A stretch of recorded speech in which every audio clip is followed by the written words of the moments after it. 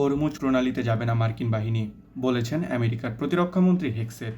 Hormuz প্রণালীতে জাহাজ চলাচল স্বাভাবিক করতে মার্কিন বাহিনী মোতায়েন করা হবে না বলে জানিয়েছেন যুক্তরাষ্ট্রের প্রতিরক্ষামন্ত্রী পিট হেগসেথ। আজ বুধবার মার্কিন প্রতিরক্ষা দপ্তর পেন্টাগনে এক ব্রিফিংয়ে তিনি একথা বলেন।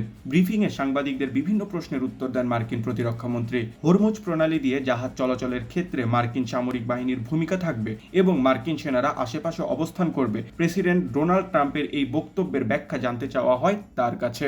জবাবে হেগসেথ বলেন, আমরা কোথাও যাচ্ছি না। তিনি বলেন, ইরান যেন যুদ্ধবিরতির শর্তগুলো মেনে চলে এবং চুক্তির আলোচনায় অংশ নেয় তা নিশ্চিত করবে মার্কিন সেনারা। প্রতিরক্ষামন্ত্রী আরো বলেন, সেনারা আগের অবস্থানেই থাকবে, প্রস্তুত থাকবে এবং সতর্ক থাকবে যেন প্রয়োজন পড়লে মুহূর্তের নোটিশে পুনরায় সবকিছু শুরু করা যায়।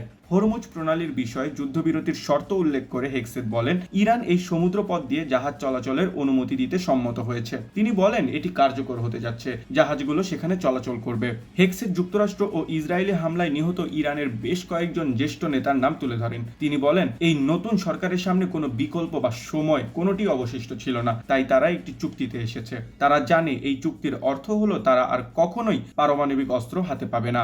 মার্কিন প্রতিরক্ষা মন্ত্রী বলেন, 40 দিনেরও কম সময়ে যুক্তরাষ্ট্রের মাত্র 10% যুদ্ধশক্তি ব্যবহার করে দেশটি বিশ্বের অন্যতম বৃহৎ সামরিক বাহিনীকে গুড়িয়ে দিয়েছে। তিনি দাবি করেন, ইরান নিজেকে রক্ষা করতে অক্ষম প্রমাণিত হয়েছে। তেহরানের বিরুদ্ধে যুক্তরাষ্ট্র ও ইসরায়েলের যৌথ অভিযান পরিকল্পনা ও সময়সূচি অনুযায়ী প্রতিটি লক্ষ্য অর্জন করেছে বলেও তিনি দাবি করেন। এদিকে জানা যাচ্ছে বৃহস্পতিবার বা শুক্রবার হরমুজ খুলে দিতে পারে ইরান। যুক্তরাষ্ট্রের সঙ্গে পাকিস্তানে বৈঠকের আগেই আগামীকাল বৃহস্পতিবার বা পরদিন শুক্রবার হরমুজ প্রণালী খুলে দিতে পারে তেহরান। বার্তা সংস্থা রয়টার্সকে এ তথ্য জানিয়েছেন ইরানের একজন জ্যেষ্ঠ কর্মকর্তা। যুদ্ধের সময় ইরান হরমুজ প্রণালী বন্ধ করে দিলে বিশ্বজুড়ে তেল ও গ্যাসের বাজারে বড় ধরনের অস্থিরতা তৈরি হয়েছে।